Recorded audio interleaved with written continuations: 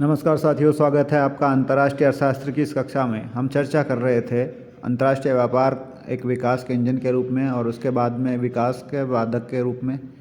और फिर हम देख रहे थे कि किस प्रकार से आयात निर्यात आय जो है वो उच्चावचन में शिकार होती है या उसमें उतार चढ़ाव होते हैं और उसके क्या क्या कारण हैं। पहला कारण हमने देखा था इमेजराइजिंग ग्रोथ के रूप में, अब दूसरा देख रहे हैं डच रोग के रूप में। तो डच रोग या डच बीमारी के रूप में जिसको वर्णित किया जाता है वो विशेष कारण से प्राथमिक निर्यात में उछाल व्यापार की शर्तों के बिगड़ने से विकास को प्रोत्साहित करने में विफल हो सकती है। इस समस्या का पता सबसे पहले नीदरलैंड में 1960 के दशक में पता लगा, जब प्राकृतिक गैस के प्रमुख भंडारों का पता चला।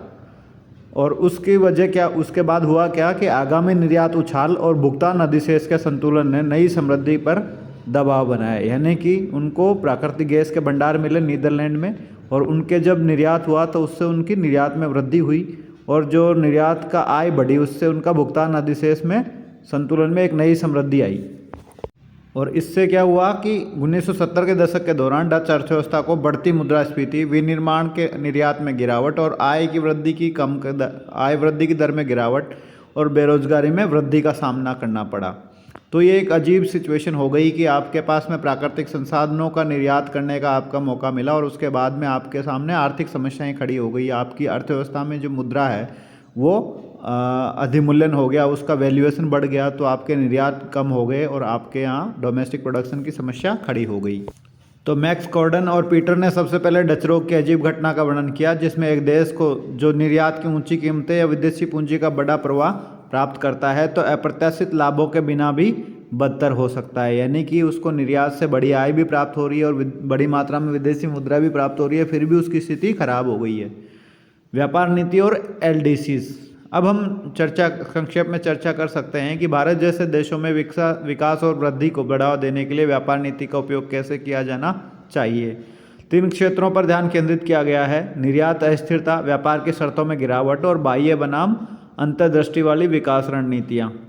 तो ये 3 तरह के तत्व हैं जिन पे हमारे व्यापार का प्रभाव विकास पर देखा जा सकता है। तो पहला है निर्यात कीमतों और निर्यात आय का स्थिरीकरण की नीति।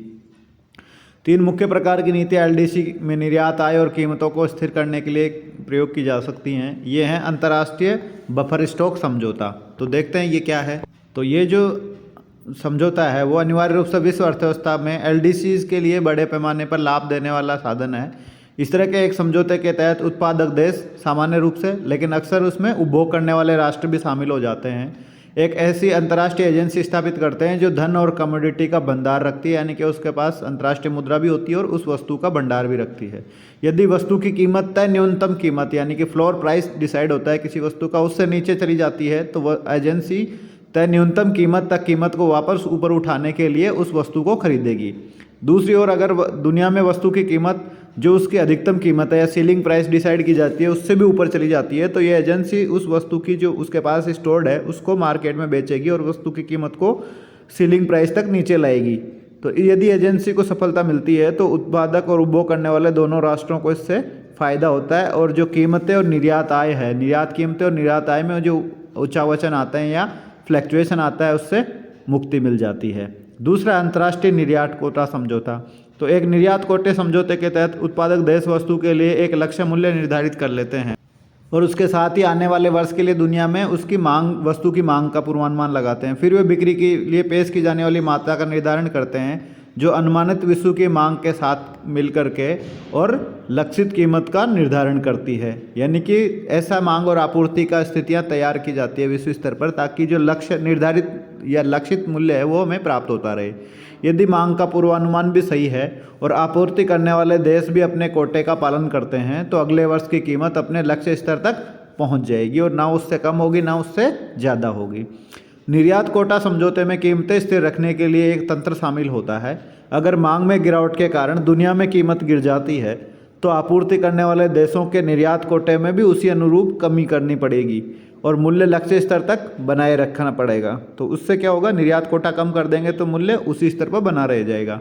इसी तरह अगर दुनिया में कीमतें बढ़ जाती है तो कोटा भी बढ़ाया जाना चाहिए और जिससे कि कीमत लक्ष्य स्तर पर बनी रहे। इस प्रकार यह नीति निर्यात कीमतों को कुछ हद तक स्थिरता प्रदान कर सकता है, यानी कि निर्यात कीमतों निर्यात आय को स्थिरता प्रदान कर सकता है क्या, निर्यात कोटा नीति।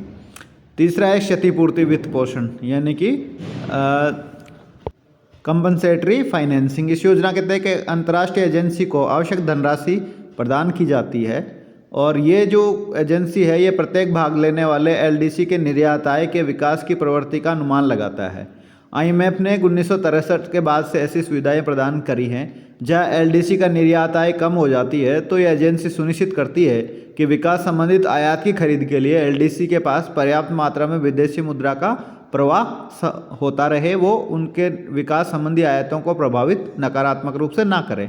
यह विधि अंतर्राष्ट्रीय उपभोग समझौते इंटरनेशनल कंजम्पशन एग्रीमेंट्स की तुलना में बेहतर है क्योंकि प्रतिपूरक वित्तपोषण कीमतों के आवंटन कार्य में हस्तक्षेप नहीं करता है, यानी कि कीमतों को वो बदलने देता है लेकिन जो आवश्यकता होती है तो उनको विदेशी मुद्रा उपलब्ध करवा देता है। अब दूसरी बात करते हैं, तो ये तो हो गया निर्यात आय में स्थिरता के टूल्स। अब देखते हैं व्यापार के शर्तों में एक सतत गिरावट का कैसे कंट्रोल किया जाए।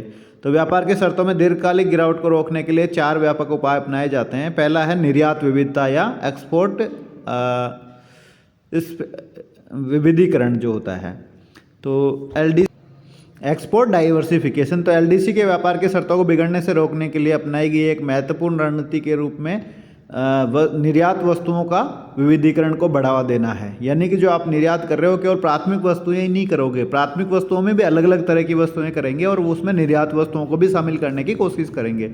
इस उपाय को प्रभावी बनाने के लिए श्रम बल के अधिक से अधिक शिक्षित किया जाना चाहिए, उसको ट्रेंड और एजुकेटेड होना चाहिए मानवीय श्रम को। यह एलडीसी को उन्नत देशों में विकसित आधुनिक तकनीक को अपनाकर विनिर्मित वस्तुओं का उत्पादन करने के लिए सीखने में सक्षम बनाएगा ताकि एलडीसी प्रौद्योगिक विकास की दौड़ में आगे निकल सके, उनमें पीछे नहीं रहें। तो हमारे लोगों को, हमारी मानव शक्ति को लेटेस्ट टेक्नोलॉजी के बारे में शिक्षित और प्रशिक्षित किया जाना चाहिए। इसके अलावा निर्मित उत्पादों की मांग की लोच प्राथमिक उत्पादों की तुलना में बहुत अधिक होती है, तो विनिर्मित वस्तुओं के अति उत्पादन के कारण में मूल्य में गिरावट की कोई संभावना नहीं होती है। निर्मित माल एलडीसी के कारक बंदोबस्ती के अनुसार श्रम गहन माल हो सकता है, तो उनको निर्मित वस्तुओं के निर्यात में भाग लेना चाहिए क्योंकि उनकी मांग की लोच अधिक होती है, इसलिए उनका अति उत्पादन होने पर भी उनके मूल्य गिरने की संभावना नहीं होती है। दूसरा है निर्यात कार्टेल बनाना। ओपेक एलडीसी जैसे निर्यात कार्टेल बना करके भी ये लोग अपना व्यापार की शर्तों को गिरने से रोक सकते हैं। अर्थव्यवस्था में व्यापार से लाभ का एक बड़ा हिस्सा प्राप्त करने के लिए व्यवस्था कर सकते हैं। एक कार्टेल उन उत्पादों के मामले में सफल होगा जिनके लिए दुनिया की मांग अल्पकाल में और दीर्घकाल में दोनों में बेरोजगार हो, जैसा कि तेल के मामले में है, यानी कि किसी भी उत्पाद के निकट स्थानापन्न नहीं हो और उसके उत्पादक सभी देश आपस में समझौता करके एक ग्रुप बना लें और उसकी जो पूर्ति की मात्रा है विश्व भर में वो निश्चित कर दें, तो उसकी कीमतों को वो चाहे जहाँ तक बढ़ा सकते हैं। कार्टेल की सफलता के लिए 3 महत्वपूर्ण शर्तें जरूरी हैं कि उत्पाद के सभी उत्पादक देशों को इस प्रक्रिया में शामिल रहना चाहिए, कोई भी देश उससे बाहर नहीं रहे समझौते से। दूसरा है विचाराधीन उत्पाद के लिए स्थानापन्न प्रतिस्पर्धी मूल्य पर आसानी से उपलब्ध नहीं होना चाहिए, यानी कि जो कम्पिटिटिव प्राइस पर उसका निकट स्थानापन्न या सब्स्टिट्यूट गुड अवेलेबल नहीं होनी चाहिए। और समझौते के सदस्यों को समझौते पर धोखा नहीं देना चाहिए, यानी कि कोई सदस्य जो समझौते में शामिल है वो समझौते के खिलाफ चीटिंग नहीं करे, उसमें धोखाधड़ी नहीं करे, तो ये मामला कार्रवाई में सफल हो जाएगा। नेक्स्ट बात करते हैं आयात और निर्यात प्रतिबंध। तीसरी नीति व्यापार के शर्तों में सुधार के लिए प्रतिबंधों का उपयोग करती है। विश्व की कीमतों को प्रभावित करने की क्षमता रखने वाले देश आयात शुल्क अन्य देशों से प्रतिशोध शुल्क की अनुपस्थिति में लगाकर अपने कल्याण में सुधार कर सकता है, यानी कि अपने व्यापार की शर्तों को सुधारने के लिए इंपोर्ट टैरिफ लगा सकता है और उससे वो अपनी व्यापार की शर्तों में सुधार कर सकता है जब तक कि दूसरे देश द्वारा रिटेलेटरी या प्रतिशोधात्मक शुल्क नहीं लगाए जाते हैं। हालांकि व्यापार की शर्तों को प्रभावित करने के लिए एक देश को एक या अधिक निर्यात वस्तुओं में आर्थिक अर्थों में बड़ा होना जरूरी है, यानी कि वो अंतर्राष्ट्रीय स्तर पर उनकी कीमतों को प्रभावित करने में सक्षम होना चाहिए। लेकिन ज़्यादातर एलडीसी के साथ ऐसा नहीं है। वो प्रतिबंधात्मक नीतियों के उपयोग से व्यापार की मात्रा में कोई भी कमी एलडीसी के लिए प्रभावी नहीं होगी, यानी कि वो व्यापार के द्वारा अंतर्राष्ट्रीय बाजार में कीमतों को प्रभावित करने की स्थिति में नहीं होते हैं। ऐसा इसलिए होता है क्योंकि इस तरह के प्रतिबंध लगाने से एलडीसी खुद को औद्योगिक देशों से आवश्यक विकासात्मक आयात जैसे मशीन, परिवहन उपकरण, घटकों आदि से वंचित कर देंगे। वो उनका आयात नहीं कर पाएंगे और अपनी अर्थव्यवस्थाओं में मूल्य विकृतियाँ पैदा कर लेंगे और इससे उनके जो विकास का जो रास्ता है उस पर काफ़ी नुकसान उनको उठाना पड़ेगा। नेक्स्ट उपाय है आर्थिक एकीकरण, यानी कि इकोनॉमिक इंटीग्रेशन। तो अंत में विकासशील देश मुक्त व्यापार क्षेत्रों यानी कि फ्री ट्रेड एरियाज FTAs और साझे बाजारों का या कॉमन ट्रेड एरियाज का गठन करके, कॉमन मार्केट्स का गठन करके आर्थिक एकीकरण या इंटीग्रेशन के माध्यम से खुद की हेल्प कर सकते हैं। इसके द्वारा LDC क्षेत्रीय व्यापार में अधिक से अधिक भागीदारी यानी कि आपस में समान कारक बंदोबस्ती वाले, समान फैक्टर एंडोमेंट्स वाले कंट्रीज आपस में ट्रेड कर रहे हैं और उसको टैरिफ फ्री बना करके व्यापार को बढ़ावा दे करके औद्योगिक देशों के साथ अपने व्यापार की शर्तों में गिरावट से बच सकते हैं। और आर्थिक एकीकरण के माध्यम से LDC की विश्व बाजारों में अधिक बातचीत और सौदेबाजी की शक्ति हो सकती है, जो कि क्योंकि वो एक संयुक्त मोर्चे के रूप में काम करने में सक्षम होंगे, यानी कि सभी विकासशील देश एकजुट हो जाएं और वो विकसित देशों के साथ सौदेबाजी करें तो उनको ज़्यादा फायदा व्यापार से हो सकता है। इसके अलावा क्षेत्र के भीतर व्यापक बाजार निवेश को प्रोत्साहित कर सकता है, यानी कि बड़े बाजार के लिए आप बड़े पैमाने पर उत्पादन कर सकते हैं। निर्यात की अस्थिरता और व्यापार की शर्तों को बिगड़ने से बचाने के लिए निर्मित वस्तुओं के व्यापार के लिए एक मजबूत आधार का उद्भव और निर्यात का विविधीकरण की आवश्यकता होती है, यानी कि आपका जो बेस है वो बड़ा होना चाहिए और जो निर्यात कर रहे हैं उसमें विविधीकरण होना चाहिए। इस तरह से एकीकरण से नई तकनीक के प्रवाह को सुगम बनाने और LDCs में विकास को बढ़ावा देने के लिए उन्हें प्राथमिक वस्तु के उत्पादन में विशिष्टीकरण में बिना लोक किए रहने की संभावना है। इसके अलावा इसके बजाय LDC को अपने अंतर्निहित तुलनात्मक लाभ का सबसे अच्छा लाभ उठाने के लिए सक्षम किया जा सकता है। हालांकि इस तरह की योजना बहुत प्रभावी नहीं होगी जब तक इसके लाभ सदस्य देशों के बीच समान रूप से वितरित नहीं किए जाते हों, यानी कि जो आर्थिक एकीकरण की घटना है उससे उनके तुलनात्मक लाभ का वस्तु है उसका उत्पादन में विशिष्टीकरण करके वो लाभ कमा सकते हैं, लेकिन ये योजना तब तक लाभदायी नहीं होगी जब तक कि सभी सदस्य राष्ट्रों को बराबर लाभ इससे नहीं हो पा रहा है। अब बात करते हैं LDC के लिए व्यापार रणनीतियाँ क्या क्या हो सकती हैं।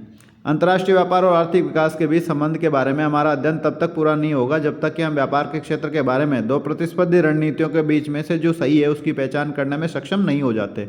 एक अंतर्मुखी रणनीति विश्व अर्थव्यवस्था में पूर्ण भागीदारी से कम समय में वापस निकलने की कोशिश करती है, तो अंतर्मुखी या इनवर्ड लुकिंग पॉलिसी जो होती है वो विश्व अर्थव्यवस्था में हमारी भागीदारी को कम करके और डोमेस्टिक रूप से सक्षम होने की बात करती है।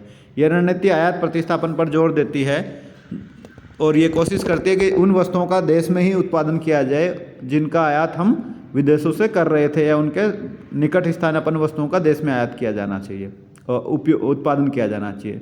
ये शुरू में काफ़ी विदेशी मुद्रा बचत को बढ़ावा देती है क्योंकि हमारे आयात कम होते हैं और अंततः प्राथमिक निर्मित उत्पादों के निर्यात से जुड़ी कठिनाइयों के बिना नए निर्मित निर्यात उत्पन्न करने लगती है। तो इससे हम क्या है कि बड़े पैमाने पर घरेलू मांग को पूरा करते ही हैं, साथ साथ विदेशों के लिए भी अतिरिक्त उत्पादन करके निर्यात करने लग जाते हैं निर्मित वस्तुओं का। लेकिन इसके लिए दो शर्तें पूरी होना आवश्यक है। पहला, यदि पैमाने की मितव्यताएँ हैं, यानी कि महत्वपूर्ण रूप से वहाँ पे बड़े पैमाने की मितव्यताएँ विद्यमान हैं, और दूसरा शिशु उद्योग तर्क लागू होता हो। तो ये दो शर्तें पूरी होंगी तो हमारे लिए ये इनवर्ड पॉलिसी सही है। यह रणनीति टैरिफ, आयात कोटा और आयात प्रतिस्थापन उद्योगों को सब्सिडी देकर इसी तरह के उपायों का उपयोग करती रहती है। यानी कि इसमें क्या किया जाता है कि आयातों पर टैरिफ लगाया जाता है, आयात कोटा निश्चित कर दिया जाता है और आयात प्रतिस्थापन उद्योगों को सब्सिडी दी जाती है। अब जो इसके विपरीत या इसके उल्टे दूसरी नीति है वह बहिर्मुखी या आउटवर्ड लुकिंग पॉलिसी। तो इस रणनीति के अंतर्गत मूल्य विकृतियों को पैदा किए बिना संसाधनों के कुशल आवंटन को प्रोत्साहित करके अंतर्राष्ट्रीय व्यापार में भागीदारी पर जोर दिया जाता है। और ये रणनीति घरेलू बाजारों और विदेशी बाजारों के लिए उत्पादन कर रहे तंत्र को एक तदर्थ या मनमाने ढंग से उत्पादन को परिवर्तित करने के लिए नीतिगत उपायों का उपयोग नहीं करती है। यह अनिवार्य रूप से उत्पादन के क्षेत्रों में तुलनात्मक लाभ के सिद्धांत का एक अनुप्रयोग है ताकि कीमतें सही रह सकें, और मुख्य रूप से निर्यात प्रोत्साहन पर अपना ध्यान केंद्रित करती है, जिसके तहत नीतिगत कदम जैसे कि निर्यात सब्सिडी देना, कार्यबल में कौशल संगठन को प्रोत्साहित करना और अधिक लाभकारी प्रौद्योगिकी और कर रियायतों का उपयोग करके और निर्यात अधिक बढ़ाने के लिए प्रयास किए जाते हैं। विशेष रूप से HO सिद्धांत के अनुसार श्रम आधारित विनिर्मित वस्तुओं का निर्यात को बढ़ावा दिया जाता है।